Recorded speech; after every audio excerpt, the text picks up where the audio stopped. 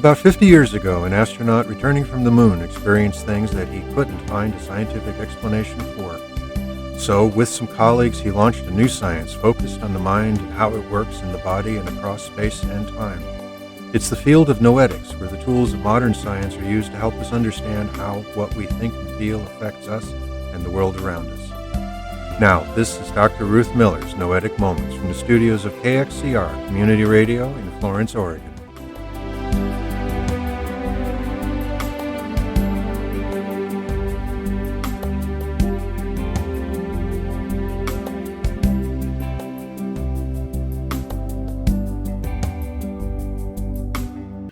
Welcome to Noetic Moments, where we explore the field of research that discovers what consciousness is, what it does, how it works, and how our lives could be very different if we understood it better.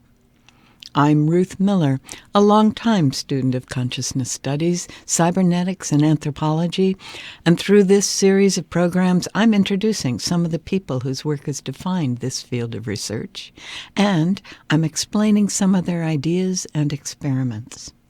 I'll also explore some relevant news items and answer questions that you send to my email address, ruth@noeticmoments.org.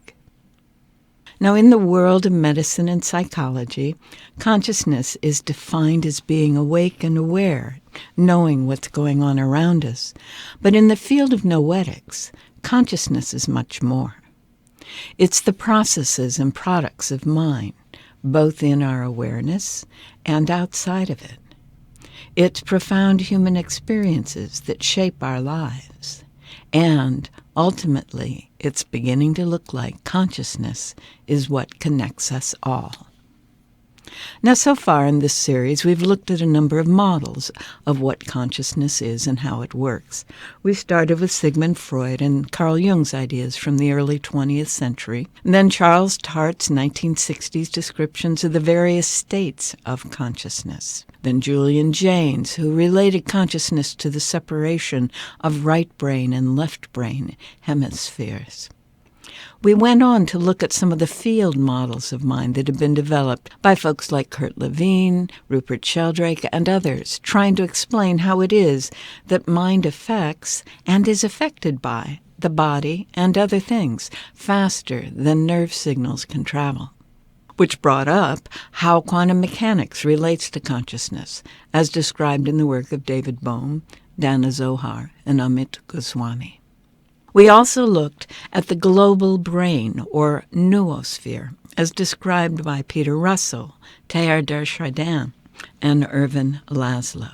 And then we talked about the field of transpersonal psychology, which applies some of these understandings in therapy and in research.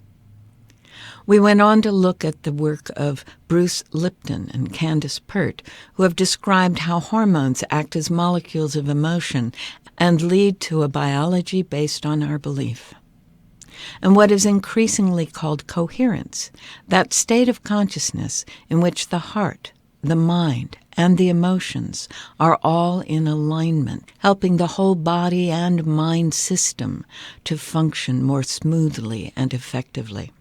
We've explored some of the experimental results supporting these new ideas about consciousness, and for things like telepathic communication between two people and the experience of what is called clairvoyance, or remote viewing. You can catch up on these past shows on the KXCR.net archives.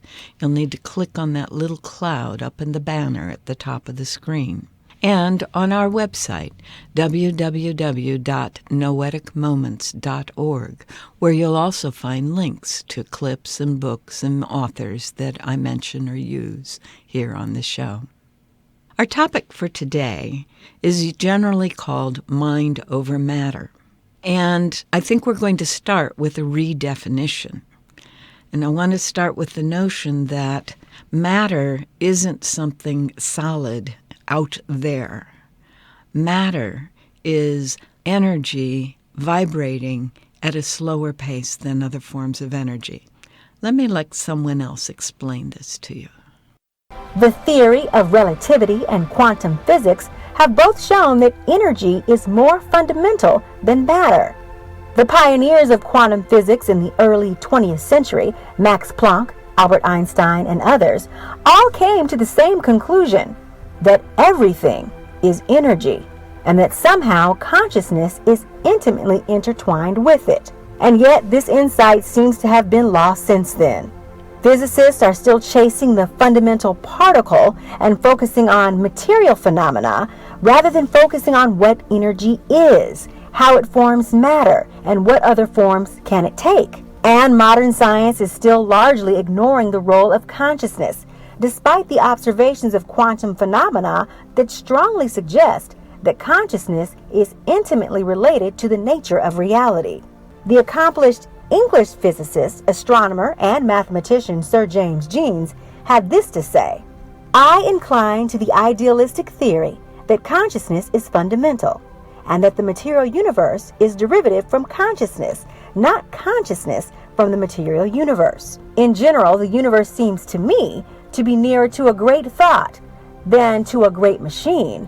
It may well be, it seems to me, that each individual consciousness ought to be compared to a brain cell in a universal mind." And he wasn't alone. Max Planck shares a similar viewpoint. "I regard consciousness as fundamental.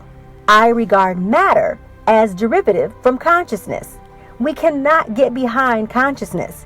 Everything that we talk about, everything that we regard as existing, postulates consciousness." Max Planck, theoretical physicist. That was from a YouTube from a group called You Are Creators, trying to help us understand how it is that matter is affected by our consciousness because, well, apparently matter is dependent on consciousness. As a systems theorist, I have to say, you almost can't separate them. Matter, energy, and information are what make up every single structure out there. Every single system in here, every single system throughout all that is, which is, in fact, one whole system. So matter, energy, and information are inextricably intertwined. If we look at matter without trying to understand the nature of the energy that is supporting and sustaining it, we are not understanding the matter. If we look at energy without understanding the relationships involved, which are how we define information, then what we have is a universal field, and that's useful. We'll talk more about that later, but it doesn't help us understand systems. So matter, energy, and information are what we're looking at here. Information, we're just beginning to get a handle on. We'll look at that in another episode. And we're looking at energy today. Energy is patterns of vibration. Energy is not only in the Newtonian sense, that which allows work to happen, that which moves things, but it is also the vibratory patterns in and through and around all things. And I want to talk a little more about vibration. I'm going to let, again, someone else explain it. This is Joanna McEwen, a sound therapist, and a TED Talk.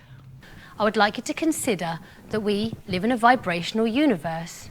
You are a vibrational being whose cells and organs all pulsate at a particular frequency. Our brain pulsates with electromagnetic energy affected by our emotions, our health, and our general state of well-being. Our body contracts and pulses at various rates, including your heartbeat, your stomach contracting, and the very active breathing. Together, they make up you, a composite of frequencies, and so we each vibrate to our own personal tune. Disease, depression, negative behavior patterns, these are all symptoms of a body and mind being out of tune, quite literally. Not only do our bodies vibrate on a cellular level, these vibrations do not end with the skin, but instead continue out into space on a vibratory continuum, being connected by an energy field or a matrix of waves. I'd like you to rub your hands together really fast and then hold them a couple of millimetres away from each other. Can you feel a slight resistance? That is energy.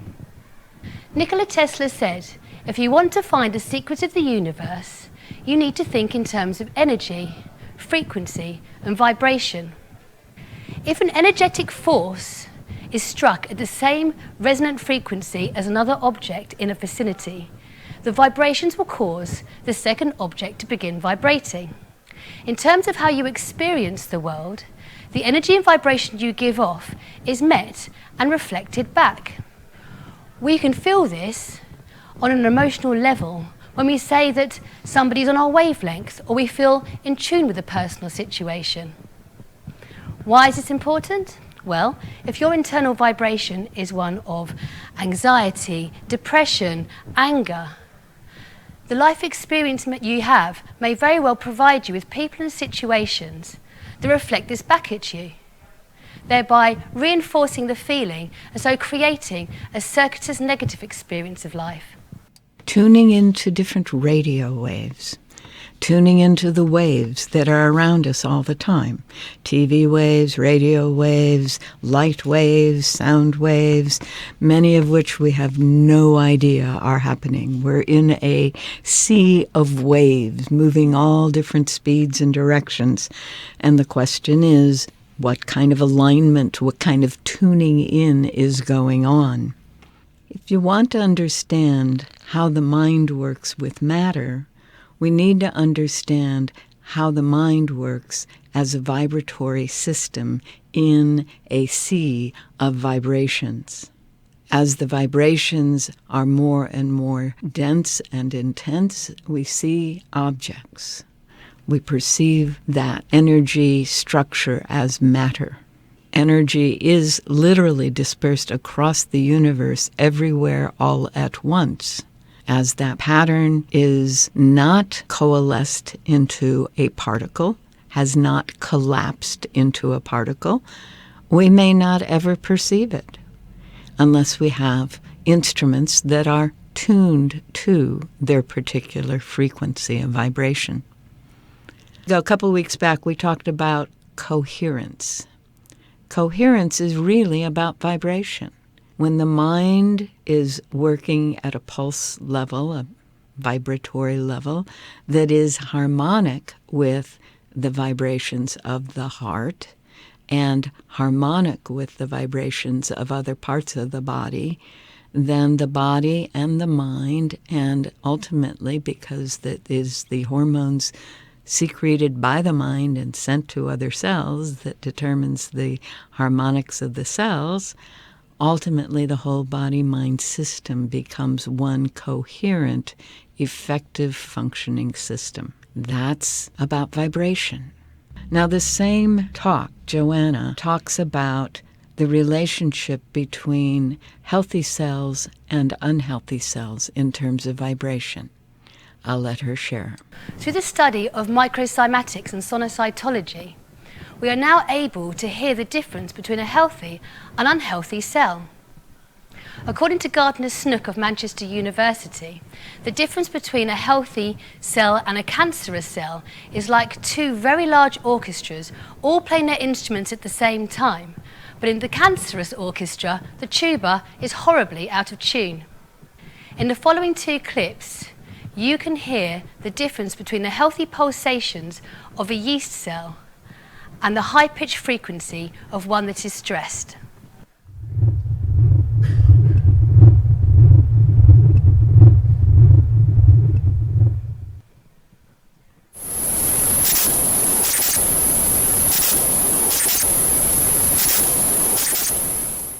Through the latest experiments using microcymatics, it has been suggested that through the principle of entrainment, whereby a more powerful frequency causes a weaker frequency to synchronize with it, we can excite the membrane of a cell into coherent geometrical patterns. Therefore, if we direct harmonious sound towards our bodies, we are able to bring our cells into their own optimum frequency. So the research she's describing tells us that not only do healthy cells vibrate in a particular pattern, but that it might be possible by introducing a stronger harmonious pattern to help a cell that has been out of normal vibration pattern to ease back into it. And this fits very closely with some of the work that Candace Pert and Bruce Lipton were doing. They were talking about chemicals that could help a cell be restored to balance, but they were also, in some cases, talking about other forms of electromagnetic structures that could facilitate the process by affecting the gates or the receptors on the membrane of the cell.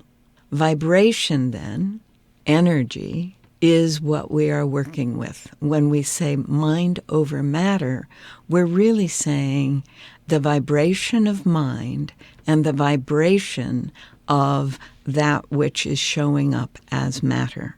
And if the vibration of the mind is strong and coherent and harmonious, especially if it's coherent with the heart, then the cell's vibrations, these experiments suggest, are likely to come into alignment with them. So we can begin to see a whole new mechanism for healing. And in fact, it's not all that new, and I will share that with you in our next show. All right. Well, you are listening to Noetic Moments on KXCR.net or FM radio in Florence at 90.7. And we're going to look at a book now. This is a book that is one of the more powerful books in the business world.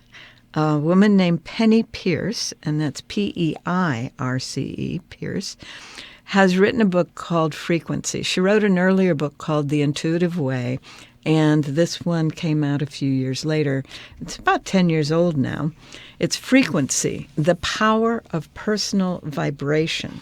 Now, Penny is a consultant to businesses, so she's really talking with people about business.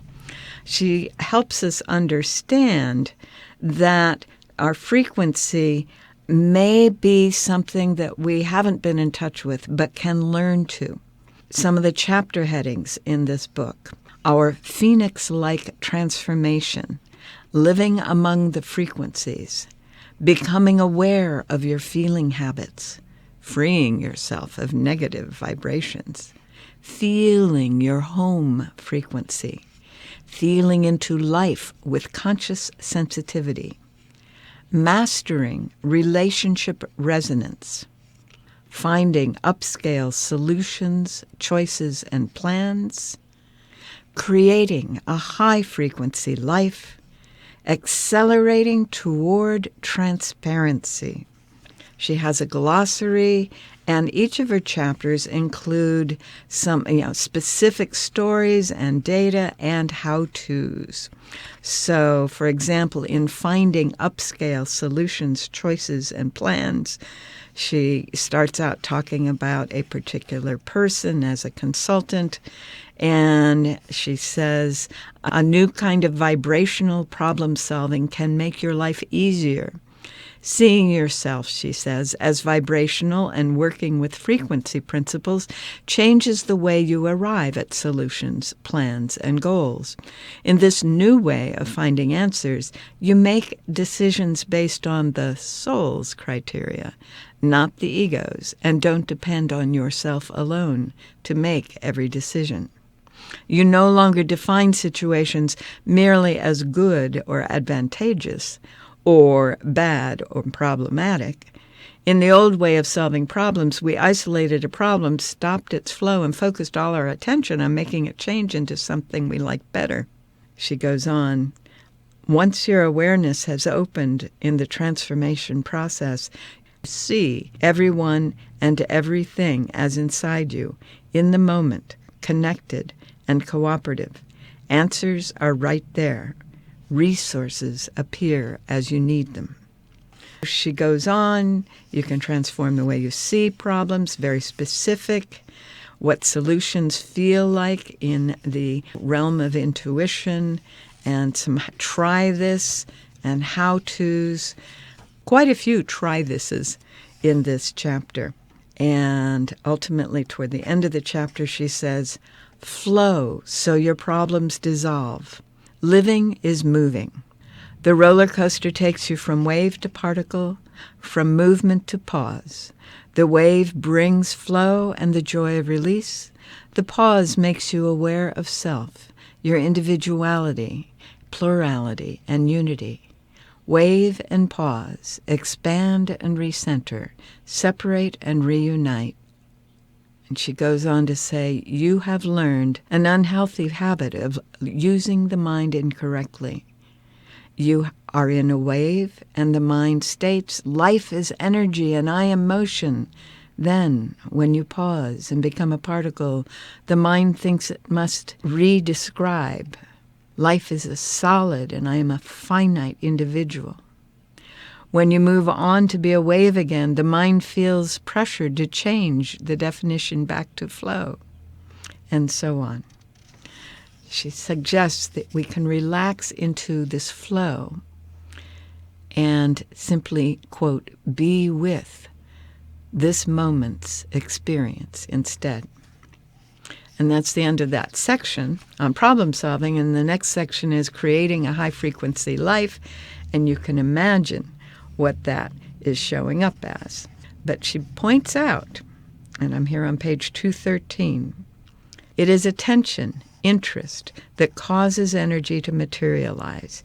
It begins when you notice an idea you want to experience already existing in your reality. Because you notice it and call it out from the field, it starts to appear as an image in your imagination. And it takes on a kind of psychic weight. The longer you pay attention and invest energy into the idea, the denser and slower the idea's vibration becomes as it moves down through the octaves of pure energy, thought, and feeling into form. Frequency, The Power of Personal Vibration by Penny Pierce, is a powerful tool for helping make the shift from thinking that the world is out there and happening to me, to realizing that it's all energy, I am part of it, and through thought, I can shift my own pattern of vibration in a way that allows the patterns of vibration around me to realign.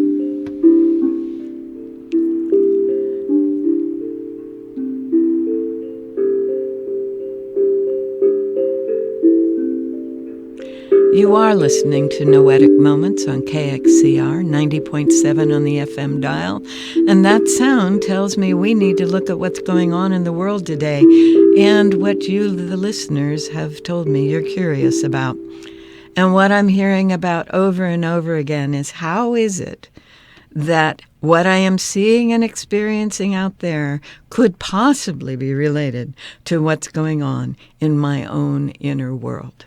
And I have to say, even though it's hard to accept, that the way the mind works and the way the world works, I cannot even perceive something that is not already in my awareness, in my consciousness, in my thought and feeling framework, my mental framework. If it isn't there, I can't perceive it. And we have many examples of that, people who didn't see something until someone else pointed it out and explained what it was. You may have entered a room and not been aware that someone was there until someone showed you, or you may not have seen a plant or an animal because it was totally out of your awareness. You've seen this sort of thing in the movies a lot. And in fact, I'm going to blame the movies for a lot of what we are seeing out there, not just the movies, of course, but our mindset has been shaped to a large extent by the movies and television we have seen.